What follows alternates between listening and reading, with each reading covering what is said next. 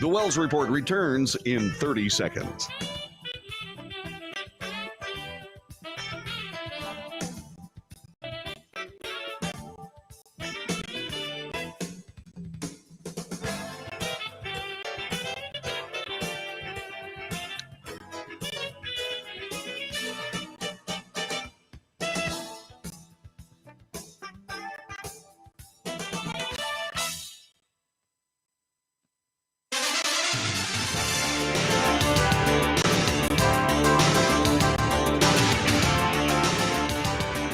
North to south, coast to coast, around the world, this is the Wells Report. Good morning, my name is John David Wells. On this broadcast, we report the news honestly and fairly. We analyze the news for fact and bias. We point out both. We do make commentary. Commentary is not news. Commentary is opinion, both yours and mine. Let's share. Let's compare. Let's debate. News, analysis, commentary, and debate. This is the Wells Report. Good morning. It has been a very busy weekend from a standpoint of a lot of different things. We're going to start with a Wells Report extra. Hurricane Debbie came to shore around the Florida Big Bend area. For those of us who live in Texas, there's only one Big Bend, and it's in Texas, and it's not in Florida. I don't know why they call it that. Come up with another descriptor, okay? Because Big Bend is Big Bend, and Big Bend is in Texas, not in Florida. But that being said, Hurricane Debbie did come ashore in a coastal region resembling Big Bend, Texas. And this is what it looked like as people rushed out to try to get blown into the ocean or inland or bounce off a building or whatever it is those storm chasers do. Check this out. I mean, the video is without doubt extremely interesting from a standpoint of the power of the storm. It's so good that my computer just simply does not want to play it. Here we go. Let's get that to you here on the Wells Report. You can see this from Fox Weather, by the way. Those are our power lines dancing in the wind. The flood threat is going to be the biggest threat from Debbie going forward, especially across Florida, Georgia, and South Carolina. Latest storm surge forecast has the highest surge or piling up of water above the ground around the Big Bend of Florida and then along the southeast coast. Historic rain totals of 10 to 20 inches and isolated totals as high as 30 could lead to catastrophic flooding across Georgia and South Carolina this week. Words like historic and catastrophic aren't used often and must be taken seriously. Rivers, creeks, and streams will be running fast and high and will likely result in flooding as well. If asked to evacuate, please do so. It may save your life. People often underestimate the power of water. Remember, most fatalities associated with tropical systems are due to water, whether that is from storm surge or flooding from heavy rain. Okay, so there you go. That's Hurricane Debbie. And Hurricane Debbie may be a small storm, but it can do amazing damage, especially when you start thinking about how a lot of the damage that's done during a hurricane come from tornadoes. They're real serious. And no matter where or how powerful one is supposed to be, certainly a Category 5 storm has more punch than a Category 1 storm, but even a Category 1 storm can indeed, as Ron White has often said, pick up a Volvo and hit you in the forehead with it. So get out of the way of these huge storms. All right, so the assassination attempt against President Trump. There are live updates, and those updates include a presser, which was a very good idea, a presser by the United States Secret Service acting director. He stood before the cameras and had what appeared to be a forthright discussion. There's some ambiguity about that, but let's take a look at that particular report here on the Wells Report. The weeks following the assassination attempt on former President Donald Trump have mostly been a blame game between the Secret Service and local law enforcement. But Friday, in his first press conference since the shooting, the acting boss at the Secret Service looked to change that. In no way should any state or local agency supporting us in Butler on July 13th be held responsible for a Secret Service failure. At least one veteran agent is pointing specifically at the Secret Service higher-ups, telling Fox News the three things that failed us in Butler were lack of communication, which is a leadership issue, lack of personnel, which is a leadership issue, and a lack of use of technology, which is a leadership issue. We want to know who was the agent that cleared President Trump to go on that stage at 6 o'clock. Here's a list of just some of the Secret Service failures on July 13th. About 25 minutes prior to the shooting, the Secret Service command post was notified of a suspicious person. The gunman was on the roof for at least 5 minutes before he started shooting, and he was able to fly a drone over the rally site. We need to be leveraging technology. Anti-drone technology probably could have prevented this to begin with. Rowe now faces an uphill battle to restore Americans' confidence in his agency. A new poll reveals only 3 in 10 Americans are extremely or very confident the Secret Service can protect presidential candidates from harm before the election. And we will earn back your trust. Acting Director Rowe promised accountability for any policy failures connected to the shooting, but he did not say if any agents have been disciplined so far. In Washington, Rebecca Castor, Fox News. And so that is the very latest that we have from a standpoint of last Friday. It is a very good thing, indeed, that the U.S. Secret Service has decided to show up and explain themselves, to explain exactly what happened. CBS News has some information on this. The Secret Service admitted security modifications for Trump were not provided in that presser. On Sunday, the Secret Service also acknowledged that in some instances, when the Secret Service did not provide specialized units or resources, modifications made to ensure extra protection for former President Donald Trump ahead of the assassination attempt last week apparently did not get provided, as calls for investigations continue.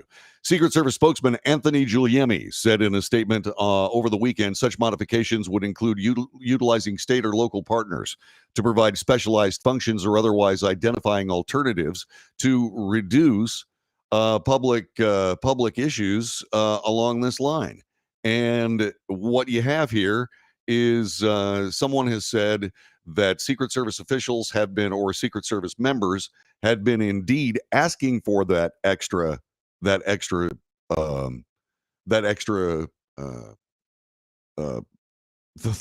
assets. Sorry, I had a brain lock there because I was trying to do two things at once.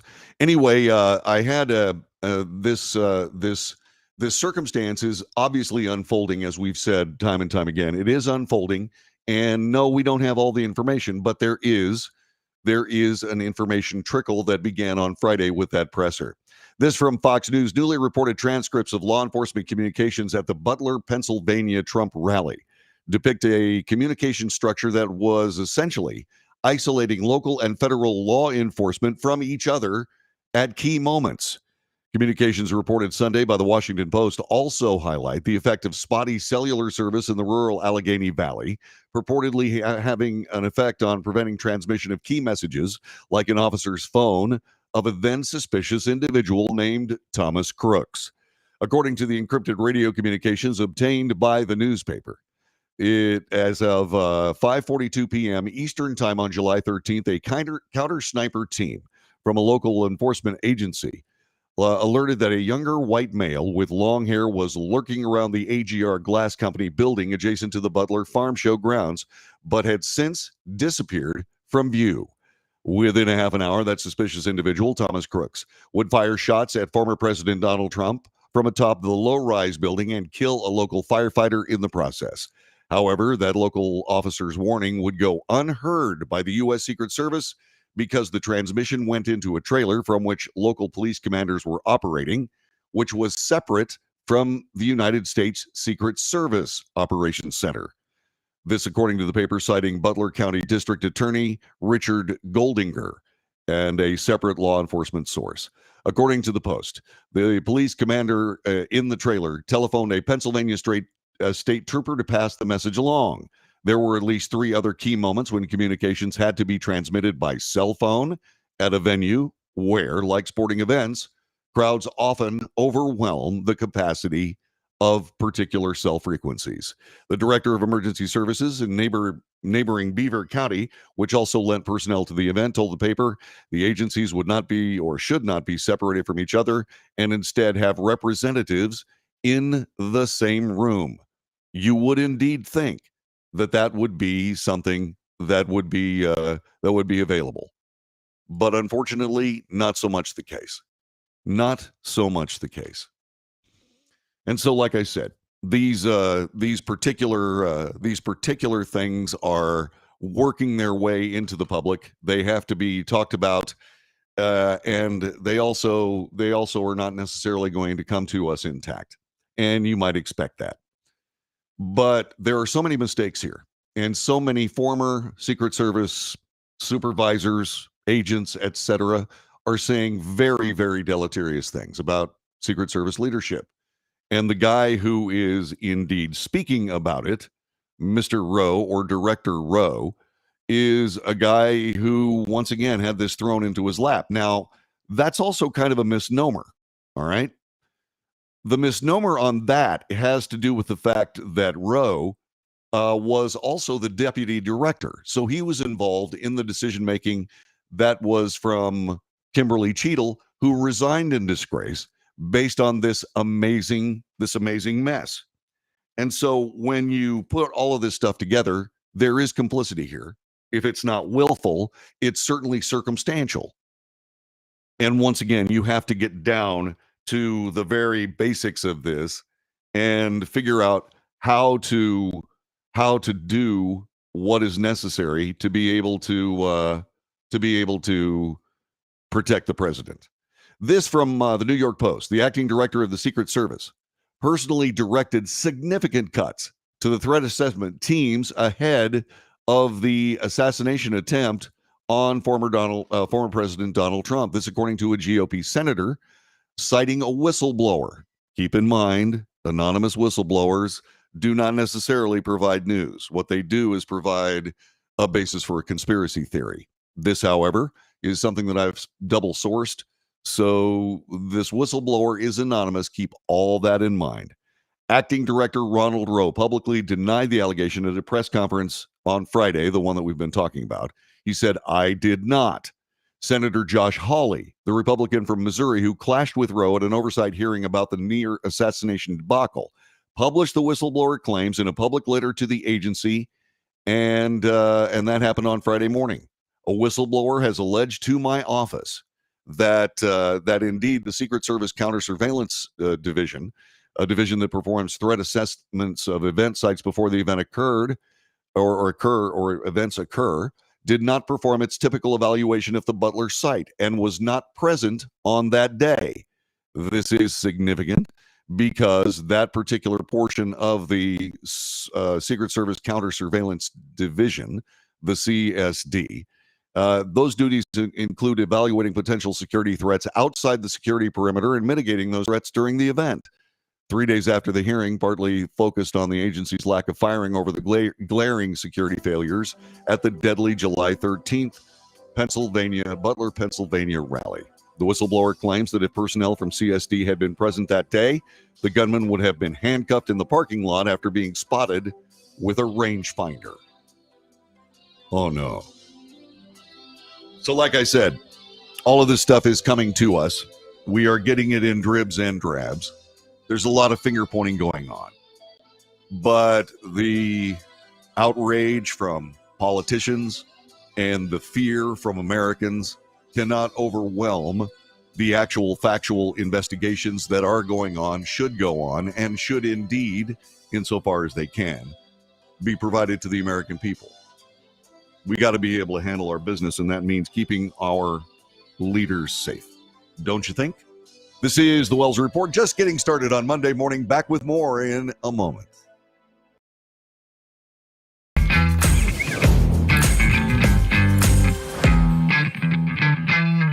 Greece is cheap. But the airfare costs a fortune. Paris? Not much closer, and again, airfare... What about Puerto Vallarta? Let's face it, flying anywhere is just too expensive. Wait, what's this? Low-cost airlines. With one call to low-cost airlines, you'll drastically slash your travel costs. We're talking insanely low airline prices to any of your favorite destinations. Where would you like to go? London, Rome, Costa Rica, Australia? Wow, that's cheap. So why wait? Call now to learn how crazy cheap it is to fly anywhere in the U.S. or international. Our prices are so low, we can't publish them. The only way to get them is to call to instantly hear the most amazing best deals on airline travel. It's that easy. So call now and start packing. Call 877-512-3895. That's 877-512-3895. 877-512-3895.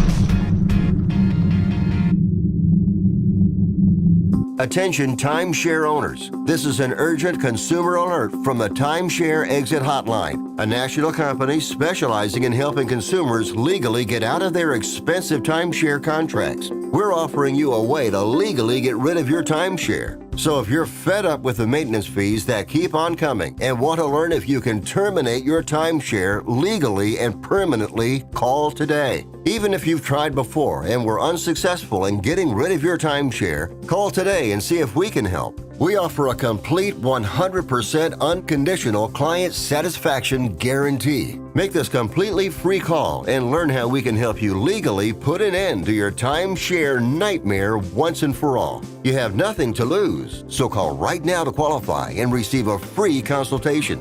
You can terminate your timeshare legally and permanently, but you've got to call now. Call the number on your screen today. It's a free call.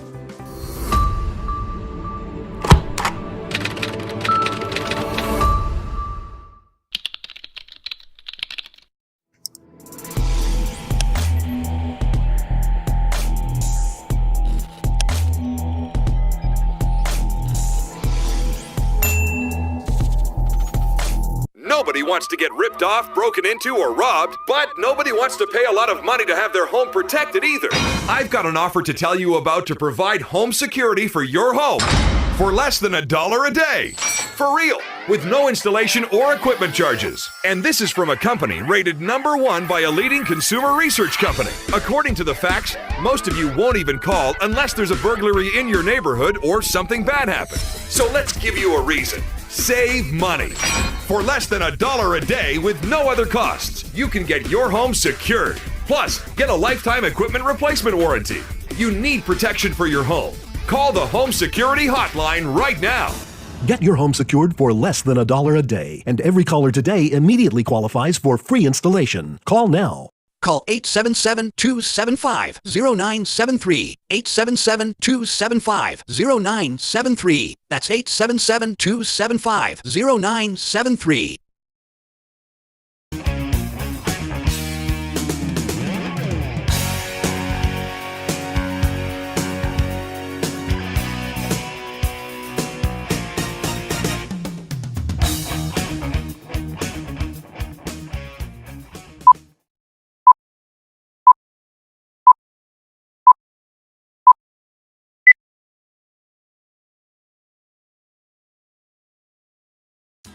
This is the Wells Report. John David Wells at your service. And so, the circus continues. The circus continues. Don't ask me why. I don't know why that happened. The circus continues, and the latest rumination regarding the circus, I'm talking about the 2024 presidential election, which was brilliantly called The Circus by an HBO series, not the 2024 election, but the 2020 election. It was very good. The circus continues. Pennsylvania Governor Josh Shapiro is apparently in the lead as a betting favorite in the race to become Democrat vice presidential nominee Kamala Harris's vice president. The 51-year-old Democrat has been at the top of the odds makers boards since Vice President Kamala Harris assumed the presumptive presidential nomination from the party after President Joe Biden dropped out. Shapiro was the clear betting favorite Wednesday of last week. Some members of the progressive wing of the party pushed Harris to consider other choices. And the elephant in the room there is the fact that these progressives are anti-Israel, if not outright anti-Jewish bigots. And so So there is a big issue there. If Josh Shapiro is the pick, then you can expect the progressives to do what Republicans do so very well, which is to create a mess that threatens to have their candidate defeated. Because once again, narrow politics, political sociopathy. In other words, these political sociopaths only know what they know. And if there was ever a label that stuck perfectly to progressives, it's sociopaths. They are only interested in political power, and it's awful. That's just my opinion. If you have a different one, by all means, share it with me. Governor Tim Walz of Minnesota has been the betting benefactor of that push from progressives to not pick Josh Shapiro. I'm not going to get into the actual numbers, plus 1,400, minus 120, blah, blah, blah, blah, blah. But Shapiro, okay, I have to do it now. Stood at plus 120. That means that a bettor would need to wager $260. Okay. All right. That's not what happens. Okay. Bet365 says that that Shapiro stood at plus 120 on Tuesday, minus 260. In other words, a bettor would need to wager $260 to win $100. On Wednesday, it was minus 400. On Sunday, it was minus 160. The betting market, which U.S. bookmakers cannot take part in, is not insignificant, as just under $1.15 million in bets have been placed at UK bookmaker Betfair Exchange. USA Today reported Wednesday that Harris will tour battleground states with her vice presidential pick this week. She intends to announce the choice before Wednesday of this week. Okay, by the way, there are also some other things going on. Senator Mark Kelly is on that list. He is a former astronaut. He posted a message on social media that seemed to imply he's not Kamala Harris's pick to serve as vice president, then deleted and replaced the post, fueling intrigue as Harris nears a final decision on her running mate. Quote, "I spent my life in the Navy and at NASA, where the missions always come first. Now my mission is serving Arizonans," he said in a post Sunday evening. This on X before it became Twitter. Anyway, or after it became Twitter. No, before it became Twitter. Then he deleted that about 30 minutes later. All right. A former astronaut elected to the Senate in 2020 was among at least 3 Democrats scheduled to interview in person over the weekend with VP Harris. The Democrat nominee for president, those are Josh Shapiro, Minnesota Governor Tim Walz, and, of course, Mark Kelly. As far as I know, there are probably, those are 3 good bets. I believe that Governor Walz might be a little bit too old for the job. I believe that Josh Shapiro is exactly the right guy that she should pick, except there's a problem. The progressives are anti-Jewish, and Josh Shapiro, which is hard to say, Josh Shapiro is Jewish. So that leaves Mark Kelly, which would probably be a very good choice, although Mark Kelly is decidedly moderate from a Democrat standpoint, which may serve the idea that you run to the center during the general election, and maybe that would help. Anyway, nobody knows. We'll find out on Wednesday, and we'll report it here on the Wells Report.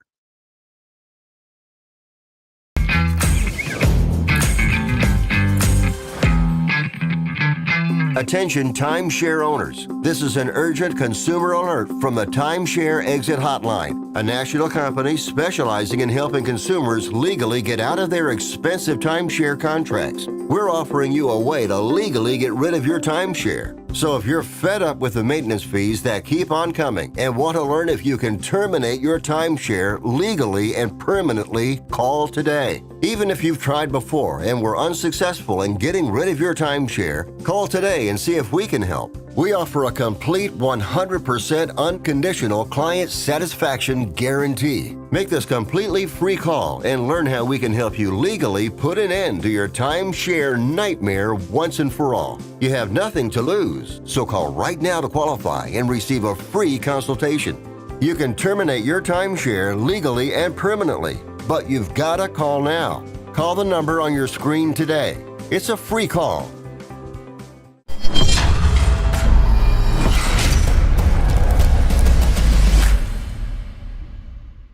Greece is cheap. But the airfare costs a fortune. Paris? Not much closer, and again, airfare... What about Puerto Vallarta? Let's face it, flying anywhere is just too expensive. Wait, what's this? Low-cost airlines. With one call to low-cost airlines, you'll drastically slash your travel costs. We're talking insanely low airline prices to any of your favorite destinations. Where would you like to go? London, Rome, Costa Rica, Australia? Wow, that's cheap. So why wait? Call now to learn how crazy cheap it is to fly anywhere in the U.S. or international. Our prices are so low, we can't publish them. The only way to get them is to call to instantly hear the most amazing best deals on airline travel. It's that easy. So call now and start packing. Call 877-512-3895. That's 877-512-3895. 877-512-3895.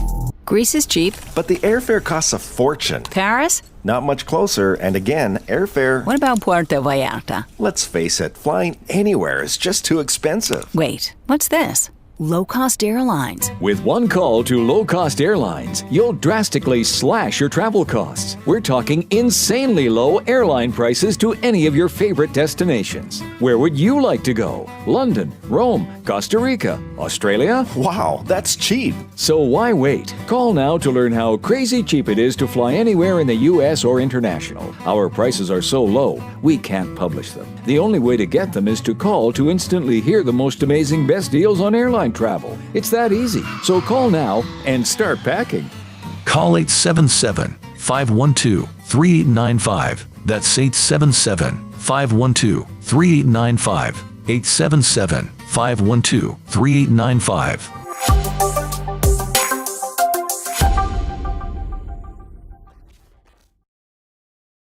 Nobody wants to get ripped off, broken into, or robbed, but nobody wants to pay a lot of money to have their home protected either. I've got an offer to tell you about to provide home security for your home for less than $1 a day. For real, with no installation or equipment charges. And this is from a company rated #1 by a leading consumer research company. According to the facts, most of you won't even call unless there's a burglary in your neighborhood or something bad happened. So let's give you a reason. Save money. For less than $1 a day with no other costs, you can get your home secured. Plus, get a lifetime equipment replacement warranty. You need protection for your home. Call the Home Security Hotline right now. Get your home secured for less than $1 a day, and every caller today immediately qualifies for free installation. Call now. Call 877-275-0973. 877-275-0973. That's 877-275-0973.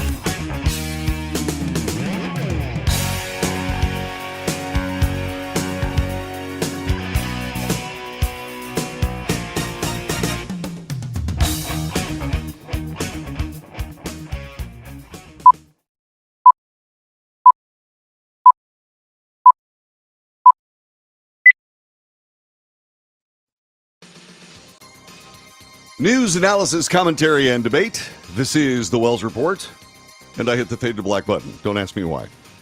So, Monday in progress. Thanks very much for being a part of our show today. In the chat room, we have words like historic and catastrophic are typically only used by Democrat talking heads.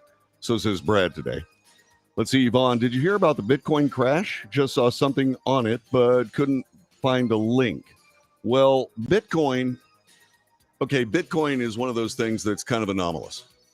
We've talked a little bit about money and what it actually is, and more importantly, what it isn't. It is no longer a commodity insofar as all the major money systems, the euro, the dollar, the yuan, all these monetary systems are not tied to a commodity any longer. So the economic laws regarding a lot of a commodity, price is low, very little of a commodity, price is high, don't really apply. Bitcoin also sort of puts itself in that particular situation. Bitcoin is an idea, Bitcoin is a cyber realm currency that people trade, basically independent of the world monetary system, and indeed any kind of nation state that supports their particular currency with their gross domestic product. And so there isn't anything that really ties Bitcoin to reality. And yeah, they're going to be maximum. I mean, they're going to be huge swings. You know, you'll get, I don't know, what is it, a tenth of a Bitcoin for a couple of $100, and you can find it getting up there to 1,500. Sell. I mean, you have to be very, very quick on Bitcoin, or you will experience losses. Now, you don't actually realize the losses until you sell the Bitcoin. So Bitcoin is volatile. And yeah, it doesn't surprise me, Yvonne, that indeed Bitcoin is going through some gyrations. They always will. Let's see. What do you think about this afternoon's meeting with Biden addressing world issues? Will there be teleprompters for him, or will we hear what he is actually saying? We will hear what is prepared for the president, period. That is the way it's always been with the Biden administration. All the stuff that he talks about comes from elsewhere. And we don't exactly know where that is. So all I can say is, when it comes down to all of this, when it comes down to every single bit of it, you do have a situation in the mix where you just don't you just don't have a president actually speaking as the president normally does. And this is hold on a second. I won't have something here coming up here in just a moment. Not necessarily the smoothest technical broadcast that I've had so far. Anyway, the way this works is, let's see here, Stephanopoulos. That takes us to where we're going here. Stephanopoulos, George Stephanopoulos, is the host of Indeed This Week with George Stephanopoulos. And George Stephanopoulos is a guy who is not what you would say took the typical track to being a news anchor. He took a political track to being a news anchor. And because of that, he leads with politics. And because the Democrat Party is in disarray and is dealing with internal chaos, and the mainstream media is a cheerleader for the Democrat Party, certainly George Stephanopoulos, there are times when George goes off the rails. And that happened last weekend, yesterday, in fact, with Byron Donalds, who is a Florida congressman who was talking a little bit about how Donald Trump was questioning the racial background of Vice President Harris. They had this conversation on This Week with George Stephanopoulos. Republican Congressman and Trump ally Byron Donalds. Congressman, thank you for joining us this morning. Why is former President Trump questioning the Vice President's racial identity? Well, first, George, in Chicago, he was responding to a question from, I believe, Rachel Scott. Like, this is really a phony controversy. I don't really care. Most people don't. But if we're going to be accurate, when Kamala Harris went into the United States Senate, it was AP that said she was the first Indian American United States Senator. It was actually played up a lot when she came into the Senate. Now she's running nationally. Obviously, the campaign has shifted. They're talking much more about her father's heritage and her Black identity. It doesn't really matter. The president mentioned it. What he also talks about far more frequently is the fact that Kamala Harris is the person who created this massive inflation, which is destroying Black families, white families, Hispanic families. It's her failure as border czar that has left our southern border wide open, more than 10 million illegal immigrants coming into our country, record fentanyl coming into our country, which has killed more Americans than at any other point in the history of our country with respect specifically to fentanyl. And the fact that she and Joe Biden have unleashed one of the worst foreign policies in the history of our country that has us on the verge of World War III. That is Kamala Harris's record. President Trump talks about that frequently, but yes, he did mention it in Chicago in response to a question from Rachel Scott. And you just repeated the slur again. If it doesn't matter, why do you all keep questioning her identity? She's always identified as a black woman. She is biracial. She has a Jamaican father and an Indian mother. She's always identified as both. Why are you questioning that? Well, George, first of all, this is something that's actually a conversation throughout social media right now. There are a lot of people who are trying to figure this out. But again, that's a side issue, not the main issue. The main issue. Sir, is one terrible, second. terrible You job just did it. that You Kamala just Harris did is it Vice President again. of the United States. Why do George, why do you did it for what, insist 2 on minutes? questioning her George, racial you wanna identity? talk or you want me to talk? I want you Okay, to now- answer now my that you're done question. yelling at George, now that you're done yelling at me, let me answer. He talked about it on the stage yesterday in Atlanta for what, 2 minutes?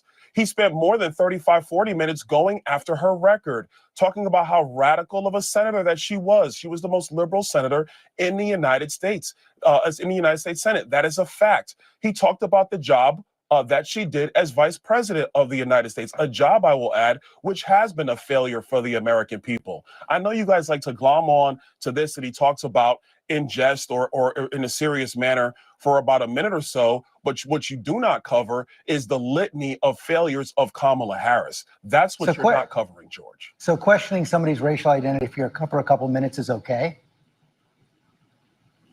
George, I'm going to tell you again, he brought it up. AP is the one that wrote the headline when she first came in to the United States Senate. Didn't talk about her being black, talked about her being the first Indian American senator. AP brought that up. I mean, George, we could have this conversation for the entire segment, but none of this matters to the American people. What matters to the American people is, are we going to have the same policies of the Biden-Harris administration that has been destructive of the American people? Or are we going to have the policies of the Trump administration, which put America first, had low inflation, prosperous Americans, no matter your race, no matter your color, no matter your creed, and a foreign policy that kept America safe? Those are the facts that truly matter, because this issue is going to come and go. The lives of the American people is what's going to remain, and that's what matters more than anything else. If it doesn't matter, I don't understand why you keep on repeating it, why the president keeps on repeating it, why those introducing the president yesterday George, keep on actually, repeating I'm it. not the one who keeps repeating it. George, you're the one that's bringing it up now. That's You've done it, I understand why sir. you You've bring done it. up. You've done it Because, 3 look, times. Every single answer George, you gave me. Now let me finish, sir. George, Every single answer you asked gave, you me- repeated you the slur. asked me, George. That's why I'm pushing back on you now. George, you Right, asked and- me the question 3 times. I responded, but I'm And also every about single what time you truly repeat matters the in this slur. election. That is exactly my point. You simply can't say that it's wrong. George, so then what you're saying, and I want to get off this topic because it's not the only thing that's going on.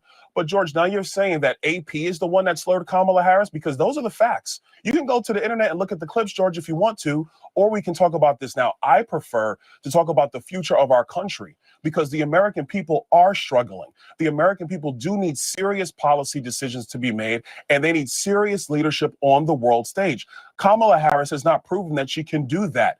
Donald J. Trump has proven that he can do that.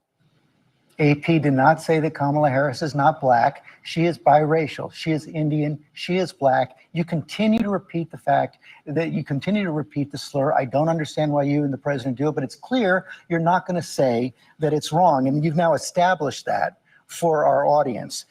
Trump also said at the convention that he would pardon All right, January 6th so now rioters. you can see how this turns into a food fight. As I've said, if you sit behind these microphones long enough, you are going to have a moment like that. It's happened to me. It's happened to, as we saw just a moment ago, it happened to George Stephanopoulos. George is not a news guy. George is a political operator that worked during the Clinton administration. My wife is a Democrat. When that particular interview came on This Week with George Stephanopoulos, my wife commented, she said, you know, when George Stephanopoulos is off the rails, you can see it. We weren't even listening to it. I checked it out earlier this morning, and I'm going, George, you got to stop this. You absolutely have to stop it. This is not news. You are a news gathering person. You are an information broker. What you have to do is you have to listen very carefully to Byron Donalds. He's your guest. You're not there to debate him on a minuscule problem. And this also points out what I've been saying about the mainstream media. Donald Trump follows news reports which are true that Kamala Harris, when she first became a politician, embraced her Indian heritage. And that's true. That's not false. She has then decided to adopt a black identity in the United States in the form of, indeed, a black identity that is African American. That is not necessarily the case. She is not a black American in the strictest sense of the word. Now, this is where we get into identity politics. Rachel Dolezal, remember her? She said she was black forever, got jobs because she was black. And then it turns out she's not black. Elizabeth Warren, she's a Native American, got to high university appointments as a student based on the fact that she was a Native American. She's not a Native American. Now, the most important thing for me is exactly what Representative Donald said. I don't care about her racial background. I don't. Do I find it ridiculous from just a standpoint of shall we say hypocritical absurdity that Kamala Harris talks about how she's an African American when she's actually African Jamaican, which is different? Does that seem stupid to me? Yeah. But you know what? In the big scheme of things, Byron Donald's right. And he tried to refocus George Stephanopoulos 3 times. And then George just lost it. And he said, look, Donald Trump spoke about it for this amount of time, and then he spoke about Kamala Harris's record this amount of time. And what story is ABC News reporting? They're reporting this part of the story. This is the part of the story that matters. And is that ABC News' fault? Yeah. Is there anybody else responsible for that problem? Yeah. Who's responsible? And this is George Stephanopoulos' point. The President of the United States doesn't need to fight that fight. He doesn't need to deal with that fight. What he needs to deal with is Kamala Harris, her record, Kamala Harris, her record, Kamala Harris, her record, etc., and vice versa. This debate cannot be about ridiculous fragmentary news glitches, shall we say. It's got to be about the issues. Byron Donalds is talking about the issues. He refocused the conversation 3 times to talk about the issue. And George Stephanopoulos, yes, indeed, refocused on this racial background. Why? Because he doesn't want to report the actual record of Kamala Harris. That is dishonest journalism. And then what you try to do is you try to shame Byron Donalds, who is African American, by saying, my God, you guys keep repeating this slur. It's not a slur. It's news, George. It's news. Getting back to Donald Trump and the Trump campaign's responsibility in this, don't fight these ridiculous fights. You're throwing these slow-hanging curveballs to a mainstream media that will use any excuse to avoid reporting a story that they believe damages a Democratic candidate, a Democrat candidate. They absolutely will. And they'll try to make it a big deal.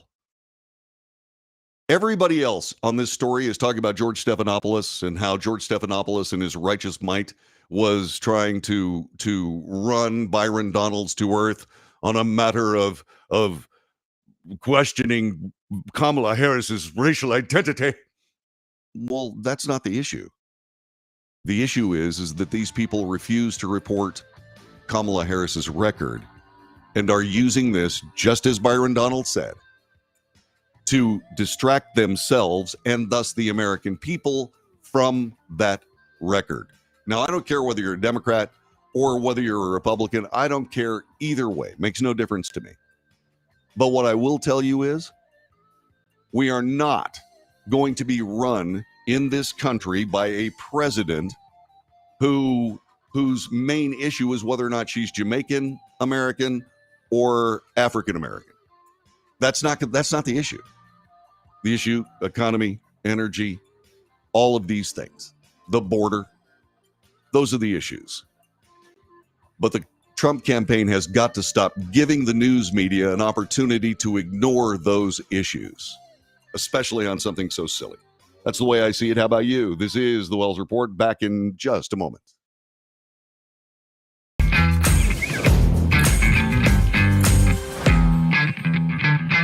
Vallarta. Let's face it, flying anywhere is just too expensive. Wait, what's this? Low-cost airlines. With one call to low-cost airlines, you'll drastically slash your travel costs. We're talking insanely low airline prices to any of your favorite destinations. Where would you like to go? London, Rome, Costa Rica, Australia? Wow, that's cheap. So why wait? Call now to learn how crazy cheap it is to fly anywhere in the U.S. or international. Our prices are so low, we can't publish them. The only way to get them is to call to instantly hear the most amazing best deals on airline travel. It's that easy. So call now and start packing.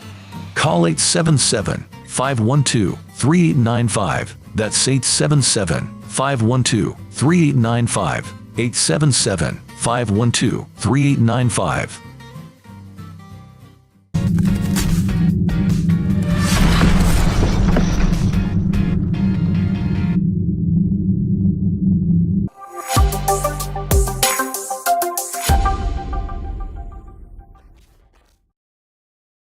Consumers legally get out of their expensive timeshare contracts. We're offering you a way to legally get rid of your timeshare. So if you're fed up with the maintenance fees that keep on coming and want to learn if you can terminate your timeshare legally and permanently, call today. Even if you've tried before and were unsuccessful in getting rid of your timeshare, call today and see if we can help. We offer a complete 100% unconditional client satisfaction guarantee. Make this completely free call and learn how we can help you legally put an end to your timeshare nightmare once and for all. You have nothing to lose, so call right now to qualify and receive a free consultation. You can terminate your timeshare legally and permanently, but you've got to call now. Call the number on your screen today. It's a free call.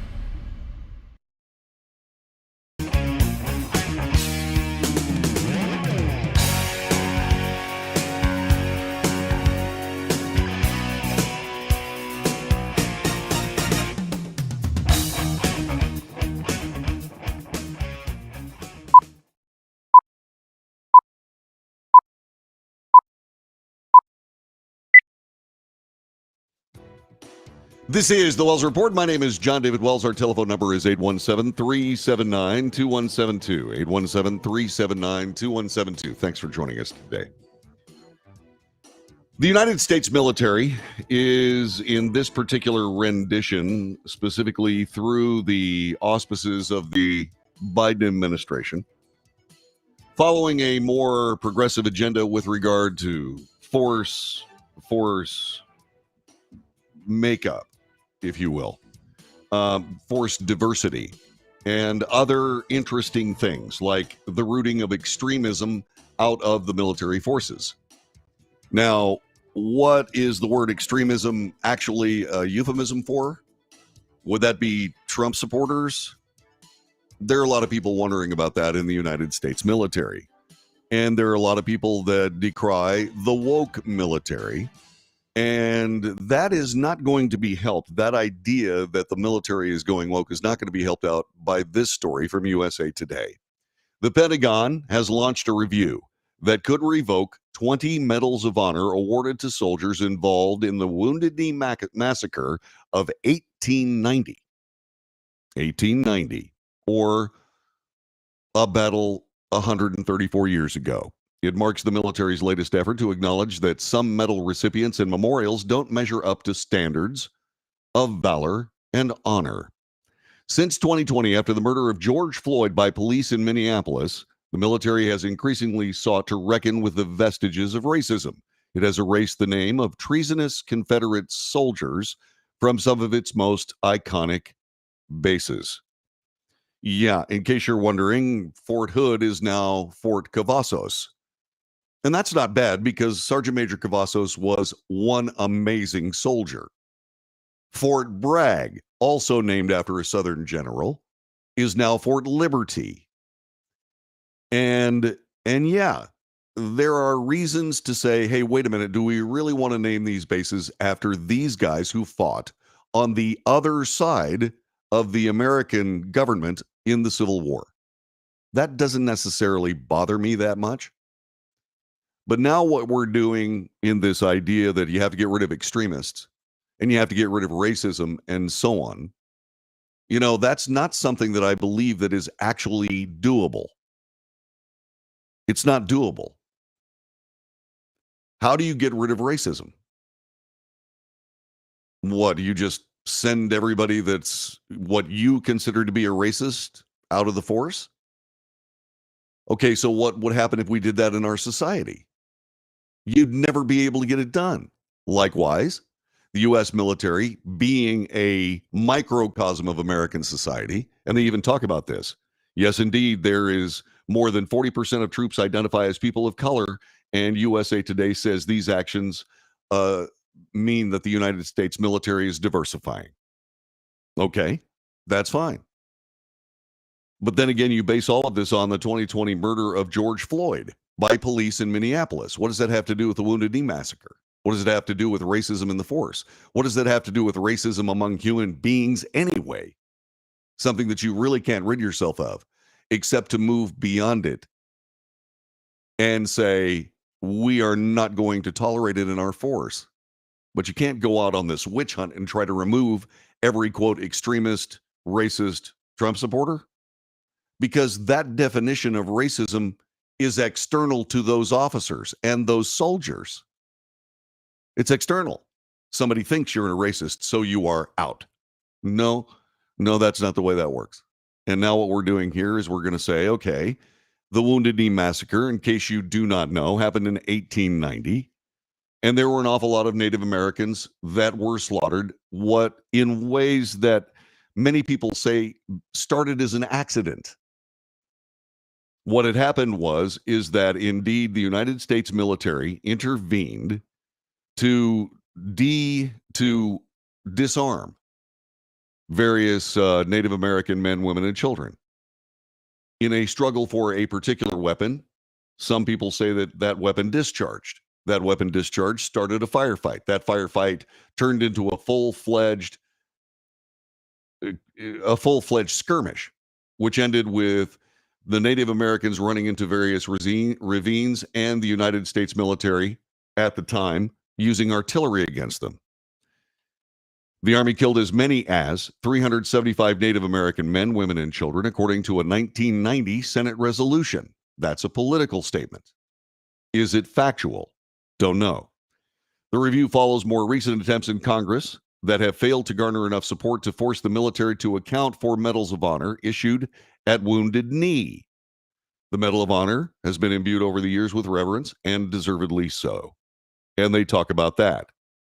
But in 1890, a government affairs agent, Indian affairs agent, misinterpreted a Lakota Sioux religious revival ceremony known as a ghost dance as a call for insurrection. President Benjamin Harrison ordered the Army to prevent the uprising in South Dakota. The 7th Cavalry arrived at Wounded Knee Creek and sought to disarm the Lakota. A gun discharged, and that was followed by bitter fighting. Allegations of non-combatant deaths soon emerged. There were statements at the time, specifically for Major General Nelson Miles, who relieved the 7th Cavalry commander and ordered an investigation. He wrote to his superiors expressing strongest disapproval over the killings. And so as this all keeps going, you have to understand that there were medals that were issued to soldiers for what was gallantry at the moment. You also have to remember that that was the only medal that soldiers had availability for. We didn't have the Distinguished Service Cross, the Silver Star, the Bronze Star. None of those medals existed. So it was a different context for the Medal of Honor. And now we're going to go back 134 years to determine whether or not those medals were valid.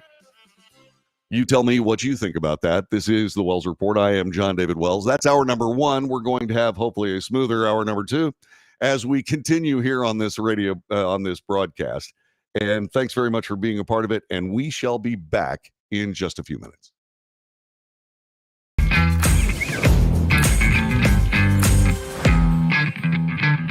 Attention timeshare owners. This is an urgent consumer alert from the Timeshare Exit Hotline, a national company specializing in helping consumers legally get out of their expensive timeshare contracts. We're offering you a way to legally get rid of your timeshare. So if you're fed up with the maintenance fees that keep on coming and want to learn if you can terminate your timeshare legally and permanently, call today. Even if you've tried before and were unsuccessful in getting rid of your timeshare, call today and see if we can help. We offer a complete 100% unconditional client satisfaction guarantee. Make this completely free call and learn how we can help you legally put an end to your timeshare nightmare once and for all. You have nothing to lose, so call right now to qualify and receive a free consultation.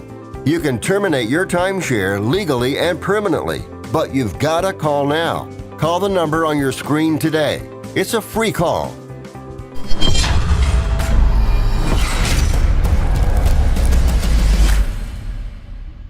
Greece is cheap. But the airfare costs a fortune. Paris? Not much closer, and again, airfare... What about Puerto Vallarta? Let's face it, flying anywhere is just too expensive. Wait, what's this? Low-cost airlines. With one call to low-cost airlines, you'll drastically slash your travel costs. We're talking insanely low airline prices to any of your favorite destinations. Where would you like to go? London, Rome, Costa Rica, Australia? Wow, that's cheap. So why wait? Call now to learn how crazy cheap it is to fly anywhere in the U.S. or international. Our prices are so low, we can't publish them. The only way to get them is to call to instantly hear the most amazing best deals on airline travel. It's that easy. So call now and start packing.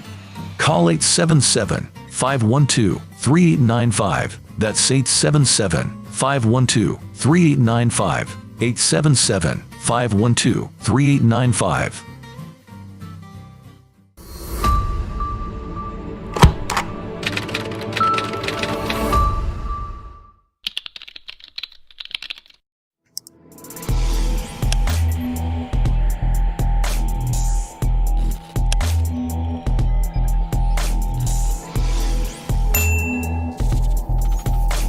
Nobody wants to get ripped off, broken into, or robbed, but nobody wants to pay a lot of money to have their home protected either.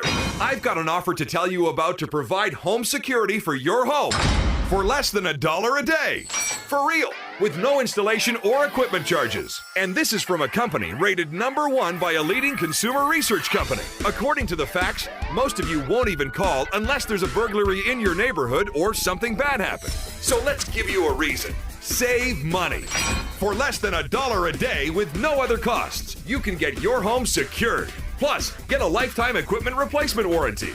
You need protection for your home. Call the Home Security Hotline right now. Get your home secured for less than $1 a day, and every caller today immediately qualifies for free installation. Call now. Call 877-275-0973. 877-275-0973. That's 877-275-0973.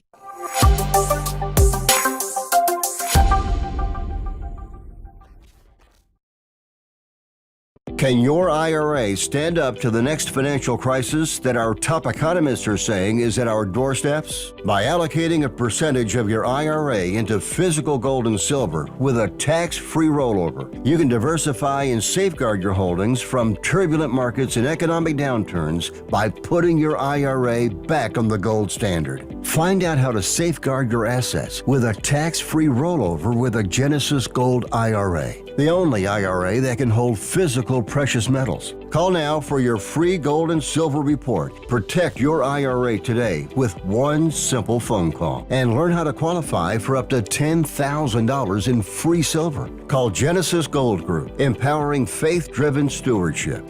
Call 877-655-6870. That's 877-655-6870. 877-655-6870.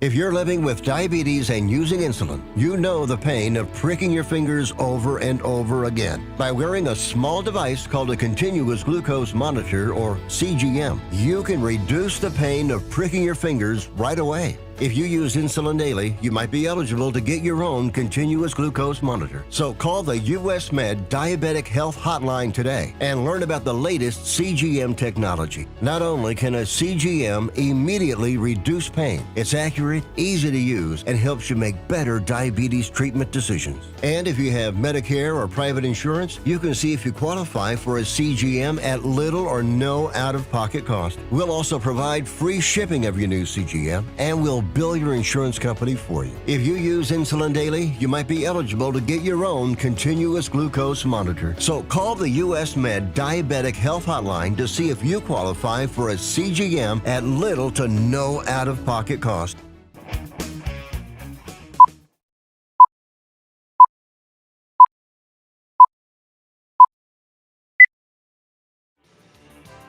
North to south, coast to coast, around the world, this is the Wells Report. On this broadcast, we report the news, honestly and fairly. We analyze the news for fact and bias. We point out both. We do make commentary. Commentary is not news. Commentary is opinion. We differentiate between news and opinion on this broadcast. You are free to share yours. Please, by all means, do so. 817-379-2172. Agreement with this reporter is not required. Respect, respect and truth, that's required. But certainly not, and I extend that to you too. This is not about having arguments. Arguments are boring. Let's figure out what's going on as we head toward the polls in less than 100 days to choose our next president of the United States and other things. Let's get together and figure out what the facts are so we can make better decisions. What do you say? News, analysis, commentary, and debate. This is the Wells Report. Israel and Iran, mostly through Iranian proxies, have been at war. Hamas, and we've seen the Houthi rebels, we've seen all of these various attacks from Hezbollah on Israel, all funded by and provided, and weapons provided by Iran. There was an assassination of both an Israeli an Iranian general, and indeed a Hamas political director, and that occurred on Iranian soil. Israel did not claim responsibility for it, but Iran assigned responsibility to Israel anyway.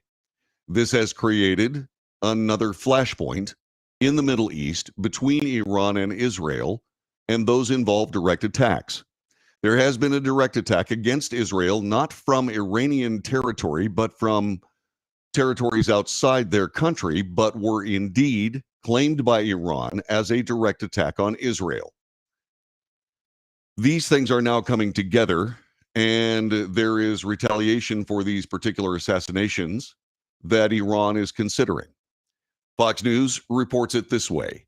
As Iran ramps up its threats to launch a massive attack against U.S. ally Israel and possibly American assets in the region, the rogue regime in Tehran, this is, once again, that's biased, the rogue regime in Tehran is on the cusp of producing a nuclear weapon. Late last month, Senator Lindsey Graham, after having reviewed a Director of National Intelligence report on Iran's nuclear program, said this, quote, "I believe it's a certainty that if we do not change course, Iran will, in the coming weeks or months, possess a nuclear weapon. Iran will keep going until someone tells them to stop. It's time to put red lines on their nuclear program. The idea of ambiguity is not working," unquote. Graham determined the findings of the DNI report as, quote, "unnerving," said Iran's ability to weaponize the material has advanced with respect to a nuclear weapons device. Just weeks before Graham's dramatic announcement about Iran being on the brink of a nuclear-armed weapons status, he sent a strongly worded letter to DNI head Avril Haines, saying, quote, "You are in violation of the law," over her vehement opposition to disclosing sensitive information regarding the Iranian nuclear progress. In 2022, Congress passed a law requiring the government provide updates on Iranian's nuclear program. Haines eventually complied after Graham went public in the media, which he has, as you have just heard, done so again. Graham told Fox News' Sean Hannity, July 31st, "There is no Hamas or Hezbollah without Iran's regime. He urged Israel to launch attacks against Iran's oil refineries with the view toward stopping Iranian jingoism. In April, Iran launched over 300 missiles, drones, and rockets into Israel. And that was the original attack I was discussing. Apparently, they're putting together another one. A spokesperson for the U.S. State Department told Fox News, as the president and the secretary have made clear, the United States will ensure one way or another that Iran will never have a nuclear weapon. What you have to keep in mind there is Iran gets a vote. This is an Iranian project. It is ongoing. They have made significant progress. They've been hindered through various things like Stuxnet, etc. But they are not stopping. And just as Lindsey Graham said, they will not stop until they are forced to. The question is, does the American government have the will to be the people who say, Iran, stop, or we'll pulverize you? That's a question you have to answer in your own mind. A spokesperson for the U.S. State Department has told Fox News Digital, as the president and the secretary have made clear, the United States will not stand for Iran having a nuclear weapon. We will continue working with Congress to use a variety of tools in pursuit of that goal, and all options remain on the table. The spokesperson added, the intelligence community continues to assess. The supreme leader of Iran has not made any decision to restart nuclear weapons, the weapons program that Iran halted in 2003. That said, we remain deeply concerned with Iran's continued expansion of nuclear activities in ways that have no credible civilian purpose and continue to vigilantly monitor them. Again, that vigilant monitoring has fallen woefully short. It is in common news sources available to you and me and everyone else that Iran has stepped up its nuclear enrichment toward the idea of having nuclear weapons grade uranium. It's uranium-235. They also have a nuclear reactor that, as we speak, is producing plutonium, which is a much better fuel for nuclear weapons from any number of standpoints. This is going on. And I have noticed that Iran has become more and more bellicose as time has gone by. I suspect they are becoming bellicose insofar as they're getting closer to a functioning nuclear weapon. Nothing else really explains what's going on. The idea that Iran is nourishing Hezbollah, Hamas, Houthi rebels, just about anybody else, to attack Israel at will is something those are all acts of war. Israel is stuck. Israel has the capability to render Iran, shall we say, non-existent. But those weapons, those particular weapons, their thermonuclear inventory, which they possess, doesn't have anything in the middle. So they have basically conventional forces, and then they go all the way to nuclear forces. The United States, on the other hand, can do a whole bunch of other things. For example, instead of going from conventional resources, conventional warfighting capability, we can do things that are not actual warfare, but are indeed provocative attention getters. We send 2 nuclear aircraft carrier task forces into the Eastern Mediterranean. Israel doesn't have that. Israel has a situation where if their conventional forces fail, they have to go to the nuclear option. And that is something that worries me every day. It has been worrying me for years, and if you have been watching this broadcast for that time frame, you know how much I worry about this. This is the latest news. Fox News Digital has reported in July of 2023, intelligence reports from European states contradict the Biden administration's assertion that the Iran regime has not restarted its nuclear weapons program.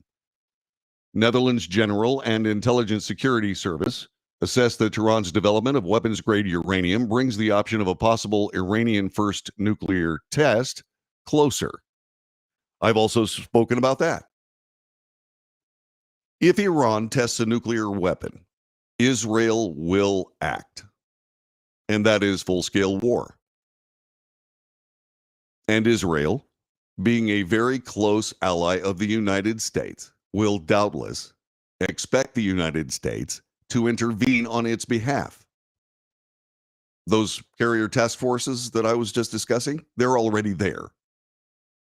There are 2 divisions of United States Marines there. This is real. This is actually happening. In the Second World War, when all of this was, when the political and diplomatic things that were going on in Europe were happening, Winston Churchill said that there was a gathering storm. Here's another one. And we're right there with it. When asked about critics who claim that President Biden has not enforced oil and gas sanctions against Iran's regime, the State Department spokesman said, quote, "The Biden administration has not lifted a single sanction on Iran. Rather, we continue to increase pressure. Our extensive sanctions on Iran remain in place, and we continue to enforce them. Over the last 3 years, the United States has sanctioned over 700 individuals and entities connected to the full range of Iran's reckless and destabilizing behaviors." It's not working. It's not working. It's not going to work. These people are simply going to set aside whatever needs are necessary for the people of Iran. They're going to set aside everything else for the pursuit of weapons that they believe that they can confront Israel with. This is a serious mistake on the part of Iran. Israel is not going to tolerate, as we have seen after the October 7th attack on Israel directly by Hamas terrorists. They will not tolerate Israelis being killed by anyone. And they have the wherewithal, and I dare say the will, to act on any attack such as that. Republican lawmakers and Iran experts have slammed the Biden administration for alleged appeasement toward the Mueller regime with respect to unfreezing tens of billions of dollars in sanction relief. The State Department spokesman said, since 2021, we have sanctioned dozens of individuals and entities across multiple jurisdictions, including the PRC, UAE, Southern Asia, for their roles in the production, sale, and shipment of hundreds of millions of dollars worth of Iranian petrochemicals and petroleum products. We've identified and blocked numerous vessels involved in that trade. As I said, it's not working. This is the Wells Report. Our telephone number is 817-379-2172. Hi, who's this? Hey, it's Gary from Fort Worth. Gary, I appreciate you calling. What's up? Yes, thank you. Just a couple of comments on your aforementioned. Let's go back to when our embassy was taken. In 1979. In 79, yeah. We all remember that vividly. And once again, what did we do? I mean, look who was in office. Nice guy, bit of a wimp, You're talking about President Jimmy Carter. Yeah, I mean, they're a nice guy, and his heart was in the right place. I firmly believe that. However, you think of like the sanctions and things like that. At the time, and this is going back to a number of professional development courses about radical Islam and things like that I was very, very privileged to be sent to. What was going to happen with that was they were going to hold our people for 2 weeks, then they were going to kick them out of the country.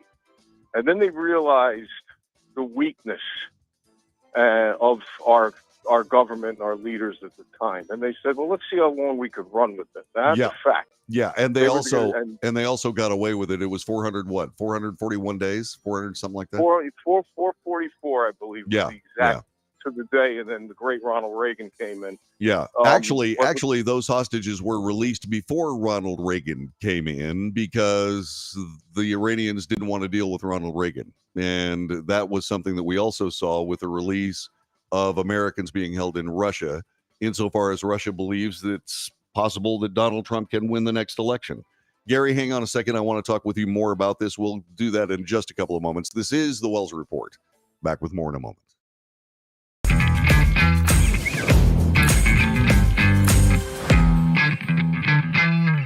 Greece is cheap. But the airfare costs a fortune. Paris? Not much closer, and again, airfare... What about Puerto Vallarta? Let's face it, flying anywhere is just too expensive. Wait, what's this? Low-cost airlines. With one call to low-cost airlines, you'll drastically slash your travel costs. We're talking insanely low airline prices to any of your favorite destinations. Where would you like to go? London, Rome, Costa Rica, Australia? Wow, that's cheap. So why wait? Call now to learn how crazy cheap it is to fly anywhere in the U.S. or international. Our prices are so low, we can't publish them. The only way to get them is to call to instantly hear the most amazing best deals on airline travel. It's that easy. So call now and start packing. Call 877-512-3895. That's 877-512-3895. 877-512-3895.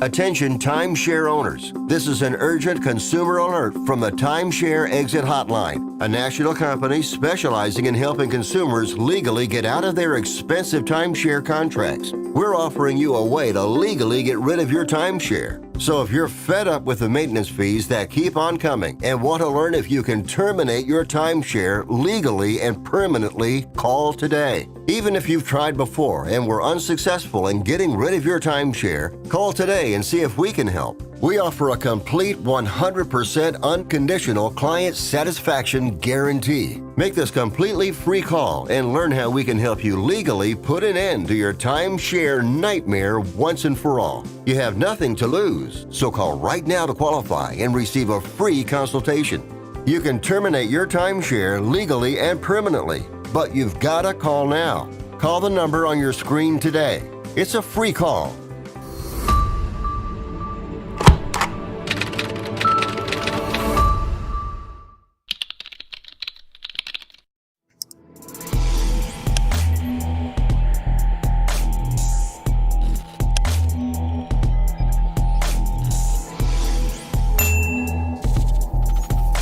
Nobody wants to get ripped off, broken into, or robbed, but nobody wants to pay a lot of money to have their home protected either.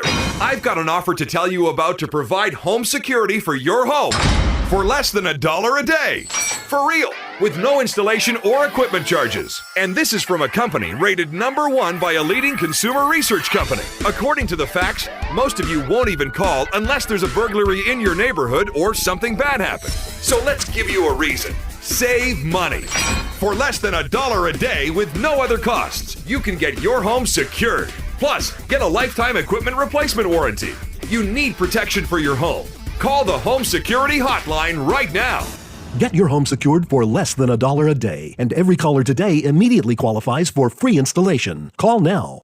Call 877-275-0973. 877-275-0973. That's 877-275-0973.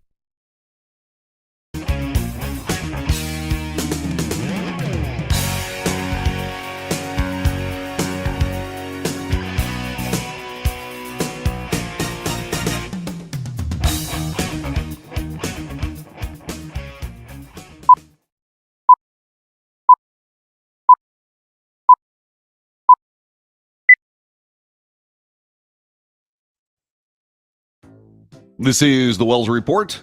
I am John David Wells. Joining us is Gary on the telephone. He's from Fort Worth, talking about Iran, Israel, Hezbollah, Hamas, the proxy war that has a tendency, or it looks like it's headed towards being a real war between Iran and Israel. Hamas political leader Ismail Haniyeh was killed in the Iranian capital of Tehran. Hezbollah commander, the general I was speaking of, Fuad Shakur, was killed in Beirut. Israeli Defense Force confirms the killing of Shakur, but has not claimed responsibility for Haniyeh. And these people are looking to have a skirmish led by Iranian General Hossein Salami. He issued a stark threat to Israel following the killings. Quote, "They will see the result of their mistake. They will see when, how, and where they will get their response," and said that Israel was digging its own grave. Gary, what do you make of it? Yeah, it's it's more of bluster and this the fanatical take on Islam, and Allah's gonna take care of the stuff for them because he's on their side. A couple of things though. Let me just back it up to what we talked about before the break real quick. The weaknesses that this country was exhibiting in the late '70s, coming off of Vietnam, the absolute decimation of the military, from the end of Vietnam right up until when Reagan took over. You have a lot of the same similarities. And they know you got a weak leader, the leader who's up front, and our military's been decimated again. I don't care, Harriet Task Force, this and that. Our military's decimated. It's that simple. And this is all throwbacks to President 44, when he decimated the military. So all these things are coming to fruition again. Now, with all this bluster about, Israel's digging its own grave and everything else, a lot of that is rhetoric. And also, you got to understand something. When you were saying before about Iran, having, their basically the conventional forces and the right to the nuclear option. A lot of the equipment they have, it's just Russian junk. Russian equipment and Russian technology is real far behind us. So to pull that option, that's not going to be a good idea because the entire country of Iran may end up being a parking lot. Now, of course, we don't want to see anybody get decimated like that. We'd love to see a peaceful conclusion, but a lot of this is rhetoric. I feel there is truth behind it. They're not afraid to push the button because Allah's telling them to go ahead and push the button. Yep. It depends what comes out after they push that button. It's probably not going to even get out of their airspace. Well, let's hope not. Let's hope not. Gary, thanks very much for your phone call. I really appreciate it, man. Thank you for sharing what you think. And I certainly hope that what we're dealing with is saber rattling. For the part of the United States, President Biden is meeting with his national security team in the Situation Room, this ahead of the anticipated Iranian attack against Israel. Vice President Kamala Harris, the presumptive Democrat nominee for president, will also attend that meeting.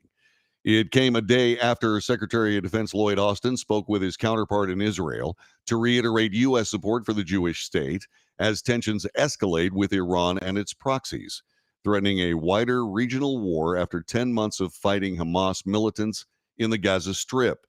Austin and Interior Minister or Israeli Minister of Defense Yoav Gallant discussed the U.S. force posture as it moves, or the posture moves as the Defense Department is taking to bolster protection for U.S. forces in the region and support the defense of Israel and deter and de-escalate broader tensions in the regions.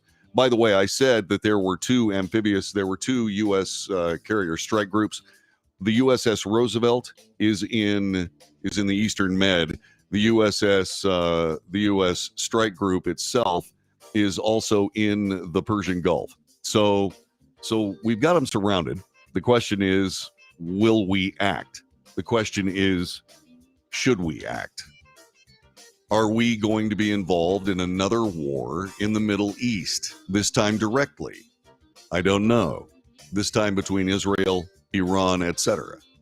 Is it time for Iran to realize that they are making a mistake when they take on the United States? Yes. Should that be something that guides our current policy and our policy moving forward with this mess between Israel and Iran? That's a different matter. Back in a moment.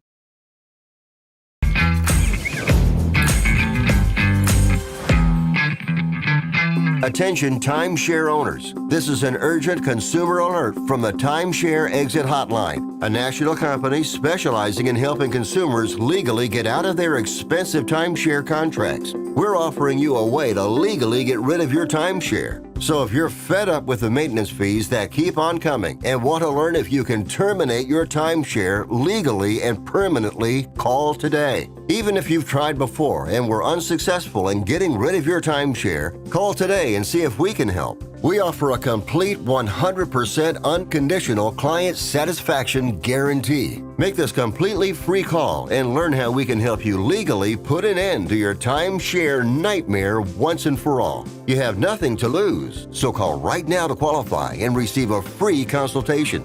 You can terminate your timeshare legally and permanently, but you've got to call now. Call the number on your screen today. It's a free call.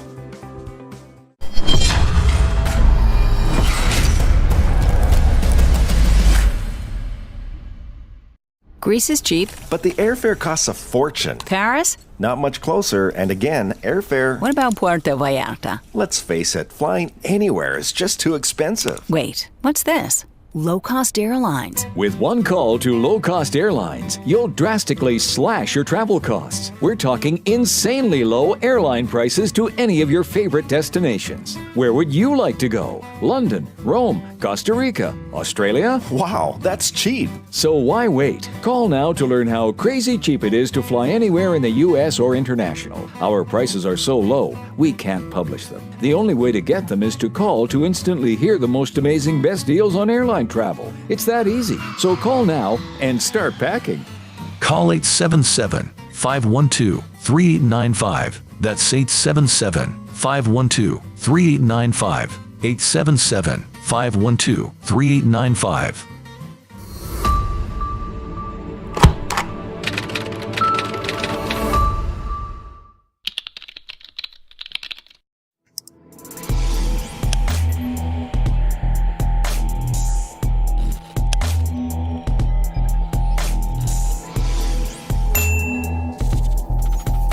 Greece is cheap. But the airfare costs a fortune. Paris? Not much closer, and again, airfare... What about Puerto Vallarta? Let's face it, flying anywhere is just too expensive. Wait, what's this?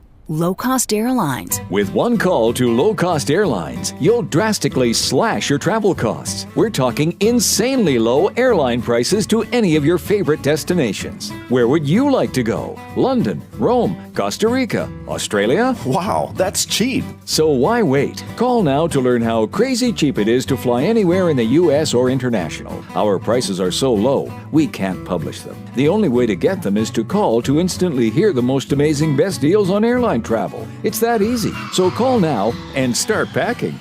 Call 877-512-3895. That's 877-512-3895. 877-512-3895.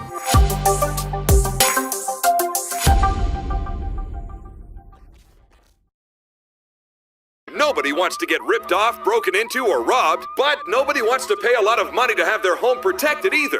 I've got an offer to tell you about to provide home security for your home for less than $1 a day. For real, with no installation or equipment charges. And this is from a company rated #1 by a leading consumer research company. According to the facts, most of you won't even call unless there's a burglary in your neighborhood or something bad happened. So let's give you a reason. Save money.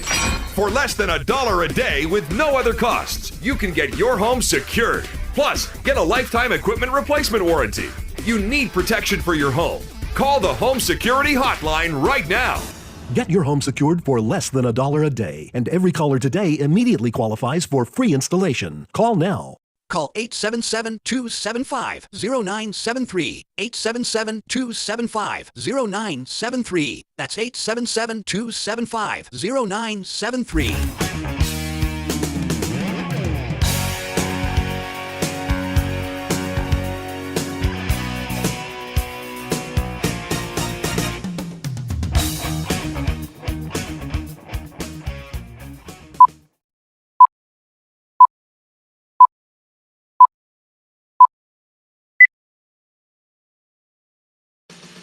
News, analysis, commentary, and debate. This is the Wells Report. Good morning. I'm John David Wells. Did I say good morning? It's not morning. It's 28 minutes into the afternoon. It's one of the problems with crossing day parts. You got morning until noon, then you got afternoon. Anyway, we've been talking a little bit about Iranian nuclear progress. It is there. It is not something that has gone away. And Yvonne has said this. She says, I wonder if Iran would take the chance of hitting their own mosque in order to hit Israel. But then they would say Israel made us do it. Well, probably. As far as whether or not they'd hit their own mosques, absolutely. They have absolutely no problem whatsoever. Muslims will destroy mosques. They will. But they will come together if anybody else tries to do it.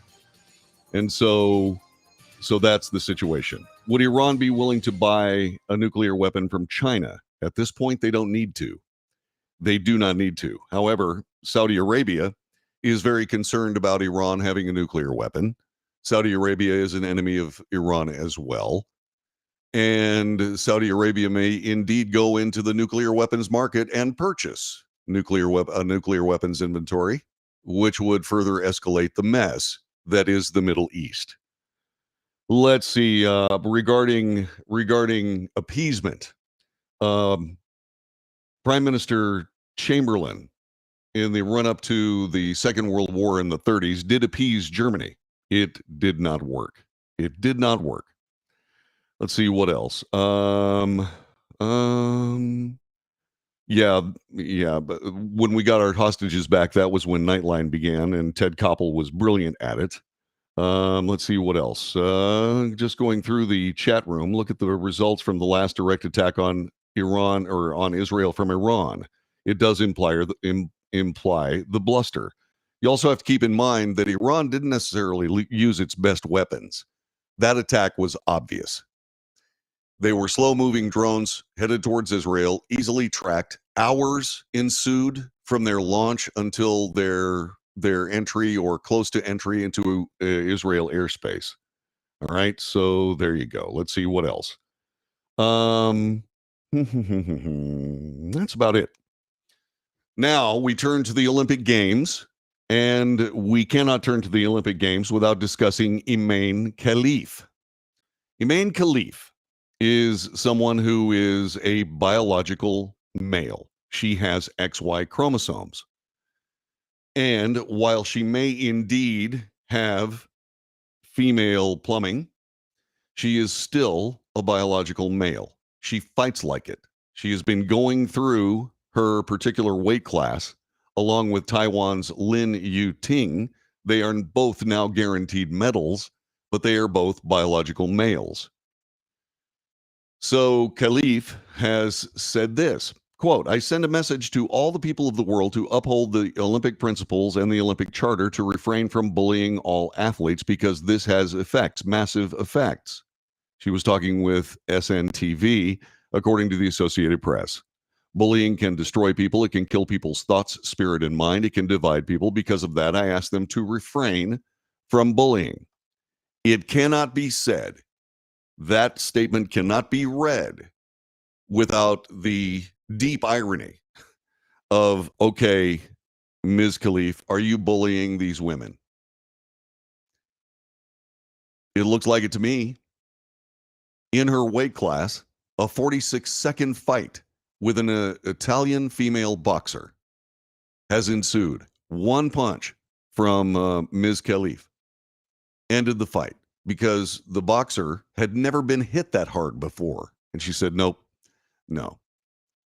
So far, no biological females have been killed in this boxing tournament.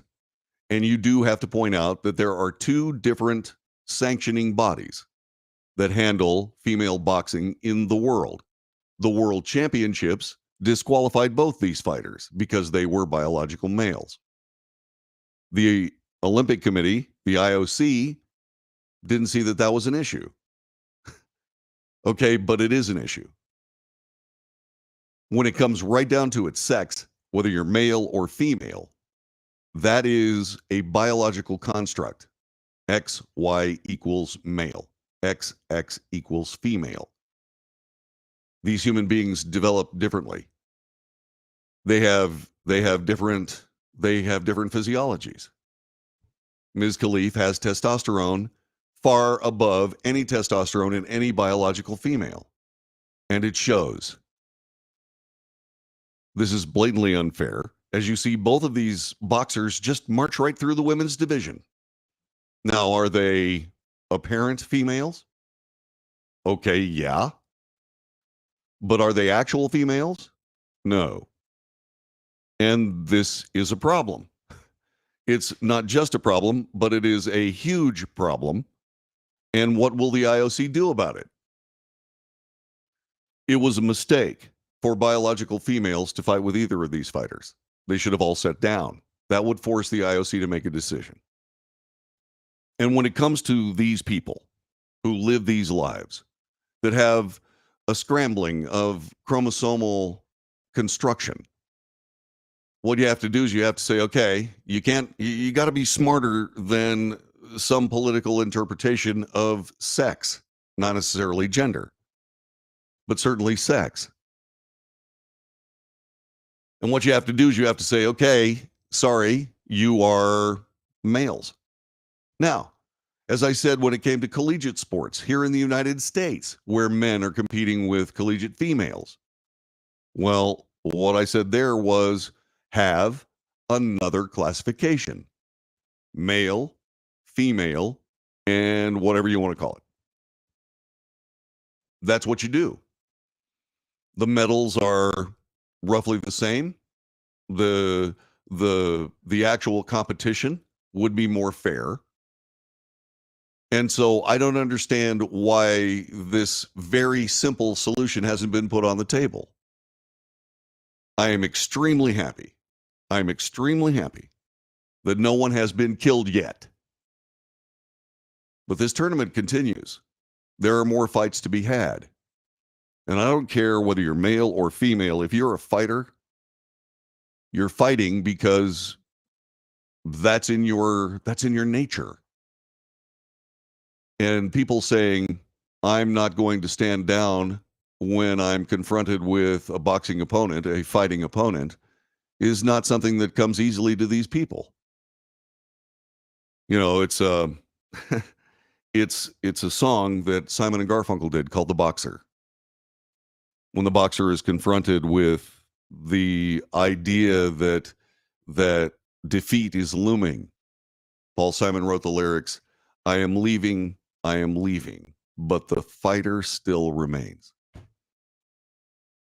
And you can't take that away because that's what makes these people fight in the first place. And so these biological females are standing up to the challenge. I'm just hoping they don't get killed doing it.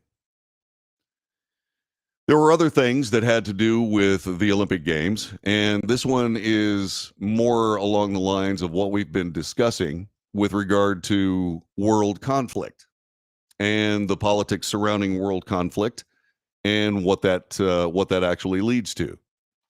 Badminton is, a backyard game that is sort of like tennis, but not as fast, and is kind of, it's just a different sport. Now, the way the Olympics play it, that's completely different. Those guys can hit those shuttlecocks, and they can hit 200 miles an hour briefly before they slow back down. And so this is a very tactical, very athletic sport when played at high levels. It is hugely popular as a sport in both Taiwan and China. At the Paris Olympics, 2 incidents in as many days involving the sport's spectators reflect on those particular countries' uneasy rivalry on the world stage. This being reported by USA Today. A Taiwan badminton supporter who was holding up a sign that said, "Let's go Taiwan," had it ripped from her hands and torn up over the weekend during the men's doubles badminton final. Wang Qilin and Li Yang of Taiwan beat China's Liang Weiqing and Wang Chang in a 3-game thriller to win the gold medal in the event.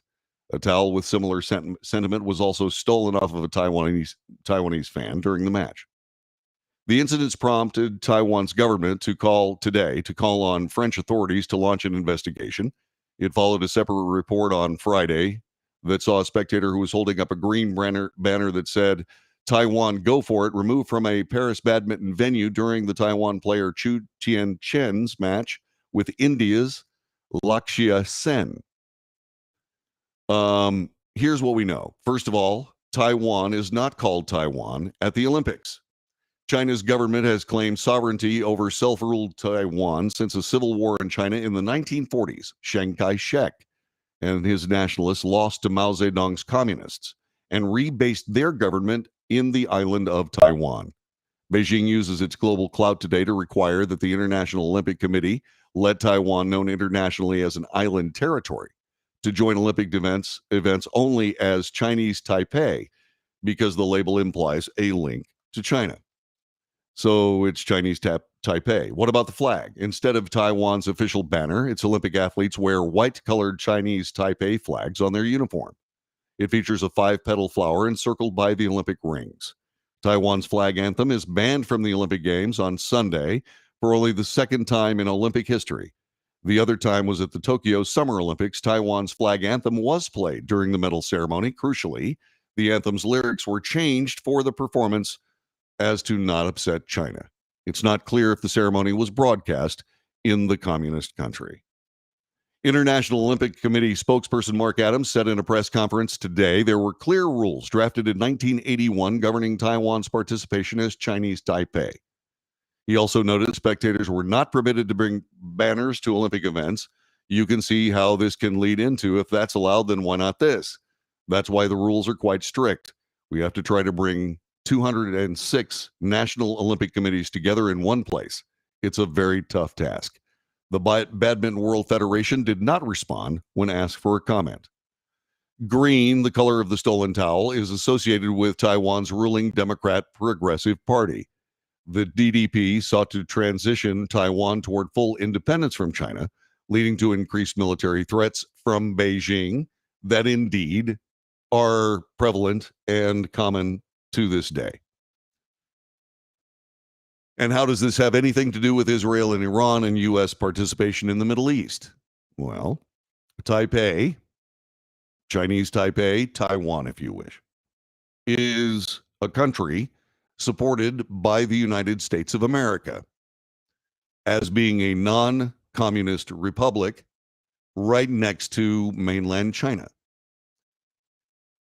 I don't know why mainland China has not attacked Taiwan during the Biden administration. I mean, there are many instances of at least presentable information having to do with interactions between the Biden family and the Communist Chinese government. What did that influence pay for, if anything? I'm not saying one way or another. I'm just putting the cards on the table. You play them as you see fit. But now we are in a position where, again, the rhetoric is getting a bit out of hand. And yes, the nationalism that is on display is something that is concerning. So what will China do? How will Taiwan respond? Where does the United States fit into this mosaic? I don't know that it can lead to anything good. China took over Hong Kong famously, and the city has never been the same. Hong Kong was a city of international commerce. It is now an ornament for the Chinese Communist government.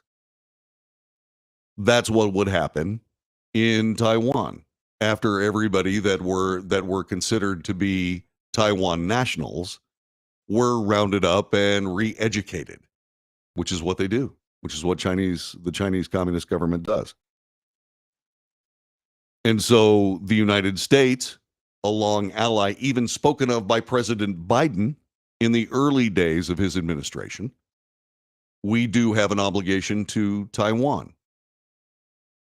And the strategic ambiguity that the United States applies to the entire concept, again, just as it does not work with Iran, does not work in that Chinese sphere.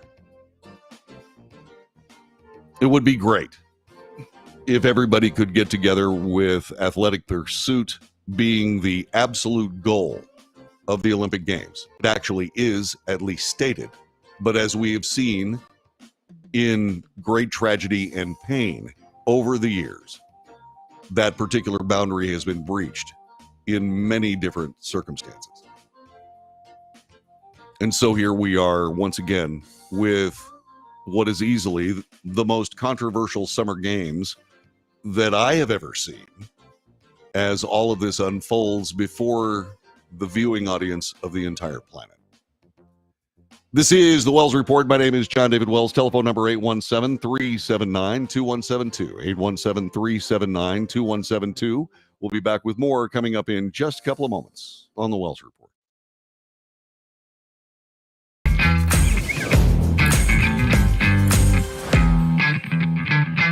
Vallarta. Let's face it, flying anywhere is just too expensive. Wait, what's this?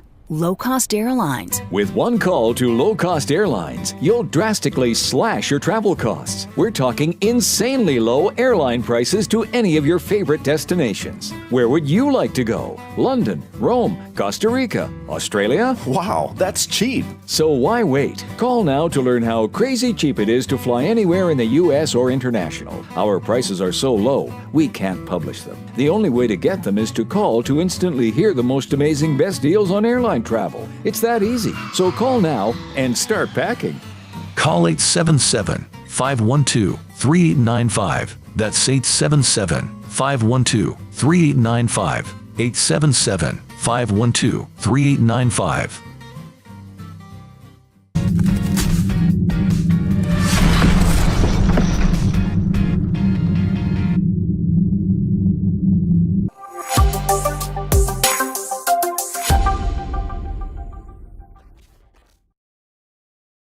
Consumers legally get out of their expensive timeshare contracts. We're offering you a way to legally get rid of your timeshare. So if you're fed up with the maintenance fees that keep on coming and want to learn if you can terminate your timeshare legally and permanently, call today. Even if you've tried before and were unsuccessful in getting rid of your timeshare, call today and see if we can help. We offer a complete 100% unconditional client satisfaction guarantee. Make this completely free call and learn how we can help you legally put an end to your timeshare nightmare once and for all. You have nothing to lose, so call right now to qualify and receive a free consultation. You can terminate your timeshare legally and permanently, but you've got to call now. Call the number on your screen today. It's a free call.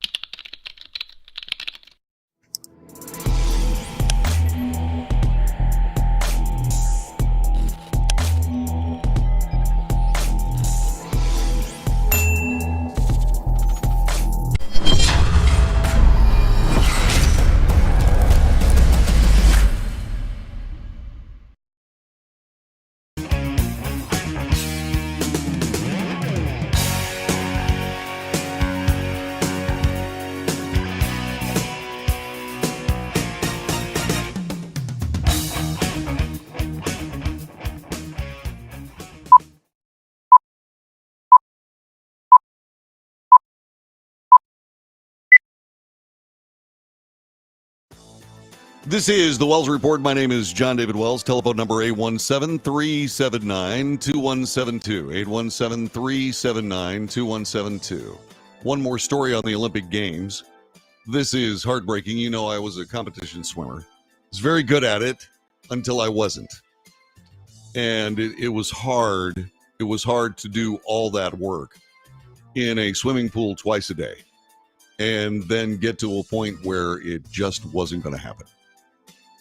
I can only imagine what Luke Greenbank is feeling today when when you are someone who has worked so hard to get to the Olympic Games and indeed succeeded in doing so, only to be defeated by what is the difference between a red buoy in a swimming pool and where you are when you surface after you start the race. Luke Greenbank finished first in the fourth and final 200 backstroke heat with a time of 1:56. He did not, however, advance to the semifinals. Instead, he was disqualified from the competition because he was completely underwater past the 15-meter mark following a turn. Greenbank, who won bronze in the event at the Tokyo Olympics, put his hands on his head in distress, fell to his knees after learning he had been disqualified.